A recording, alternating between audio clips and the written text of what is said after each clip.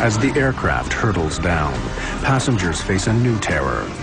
Wreckage blocks their view of the cockpit, and when the airplane split apart, the nose dropped down, roughly 1 meter out of alignment.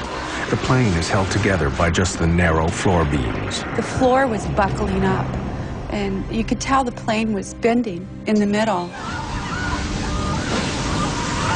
Michelle Honda can't go forward far enough to see whether the pilots are alive or dead. She tries to make contact via the intercom. Can anyone hear me? The wires are severed. As she struggles forward to try to reach the cockpit, she gets asked the one question she cannot answer. Do we have a pilot? I don't know. Do we have a pilot? I do not know. Can you fly a plane? The terror of those on board can only be imagined as she asks the one question no airplane passenger wants to hear. Can you fly a plane? Michelle Honda was coming up and cupping her hands and yelling in everyone's ear individually, "Can you fly a plane?" I was like, what? You know, get out of here. Is the pilot gone too? You know, because you couldn't tell if there was anybody up there. Do you know how to fly a plane? No. It's 2 minutes since the explosion. First Officer Mimi Tompkins tries to alert air traffic control at Honolulu. Recordings from the cockpit voice recorder, the black box, analyzed later by accident investigators, provide a dramatic record of exactly what took place. Aloha 243, we're going down! The nearest place where they can try to land is the island of Maui. Kahului Airport is in a valley between two volcanic mountain ridges. Directly between them and safety lies a 3,000-meter-high mountain. To fly from the location of the explosion to the safety of Kahului Airport, the pilot needs to carefully maneuver, avoiding this high ground. Can the fragile aircraft survive the stresses of turning, or, if they ever reach the airport, of landing? And how can those on board survive? Jane Sato Tomita is barely conscious. Howard Kitaoka clutches her hand. The only faint sign of life is once, when Jane squeezes back. I'm not exactly sure she was conscious, but I did manage to squeeze her hand, and she responded by squeezing my hand, and we just held hands. The simple squeeze of the hand at a time like that is very, very emotional. Aloha 243, do you read me? Mimi Tompkins is not getting through to Honolulu air traffic control, so she switches to the frequency for the tower at Maui's Kahului Airport. Maui Tower, Aloha 243. Maui Tower, Aloha 243. Aircraft calling tower, say again. Aloha 243, At 1:48, 3 minutes after the explosion, the crew make their first voice contact with the ground. Aloha 243, say your position. To the east of Makita Point. Sending out of 11,000. Request clearance into Maui for landing. Request the emergency equipment. Airport fire station. We have an Aloha 737 5 minutes out.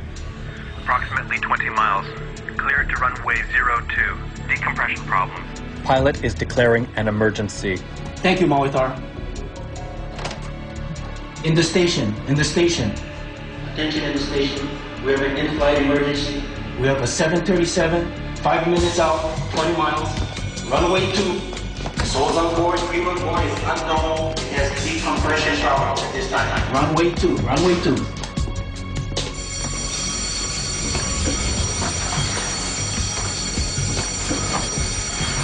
Aloha 243. Okay, the equipment is on the field. It's on the way. At 3,000 meters, flying west of the mountains, the pilot slows the aircraft and as gently as possible begins the right-hand turn towards Kahului. Passengers sense that someone must be in control of the aircraft. I've had some training as a pilot, and we were wings level. It wasn't in a dive or a roll, it was wings level. At that moment, I thought, we have a chance. Meanwhile, those on the ground are unsure about what kind of crisis they're facing. It's a small airport. An airliner in trouble will test the fire crew's experience. For the air controller, it's hard to hear the airplane at all. Just to verify again, you're breaking up. Your call sign is 243. Is that correct? Or 244. Aloha 243! Aloha 243! Aloha 243. Plan straight ahead for runway 02. I'll keep you advised of any wind change.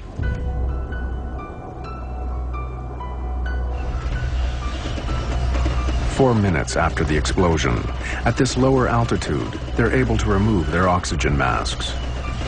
With their speed having dropped to a little over 380 kilometers an hour, the wind noise decreases just enough for them to hear one another.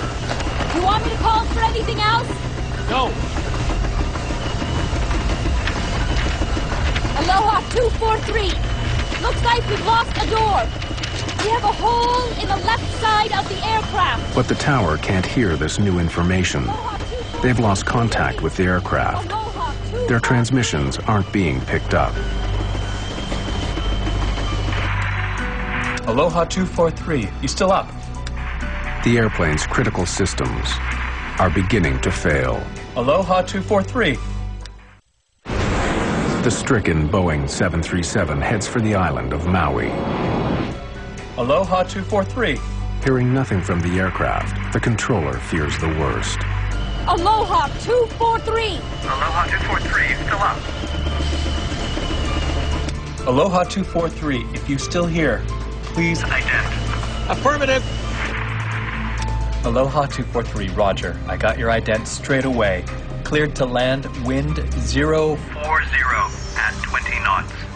Communication is restored, but the ordeal is far from over. During the descent, passengers experience moments of pure terror. The plane kept vibrating and shaking, and the luggage racks were falling in, and there was electrical wires flying around zapping, and pretty much pandemonium, but it looked like the plane was ripping in half. And suddenly, there's a new problem for the flight crew to handle. Feels like manual reversion. What? The flight controls feel like manual reversion. It feels to the pilot as though hydraulic systems, like power steering in an automobile, have now failed.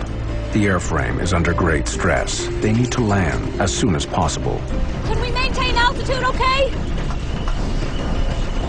The crew fear that critical wiring and control cables may have been severed. Have any of the airplane's vital parts been damaged? Let's try flying with the gear down. All right, you got it. There are lights to indicate whether or not the landing gear has safely deployed.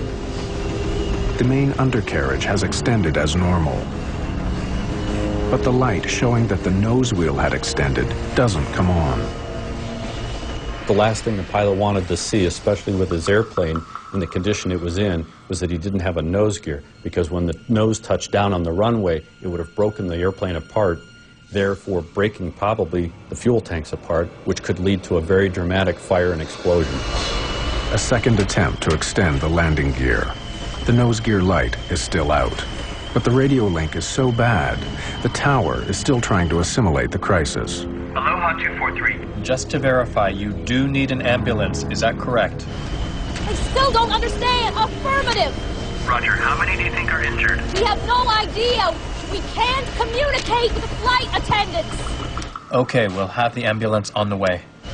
There's a possibility that we won't have a nose gear. Now, Bob Schornsteimer has to make a critical decision. Should he wait for confirmation that the undercarriage is down, or land anyway? The textbook in this case would tell the pilots to overfly the airfield so that the air traffic controllers can look at the landing gear and give them a report whether it's up or down. The pilots would then have to maneuver the airplane all the way around the airfield, come in for an approach, and land. But with an airplane which might break apart at any moment, that is out of the question. Tell them we've got problems. But we're going to land anyway, even without a nose gear. So they should be aware that we don't have a nose gear indication.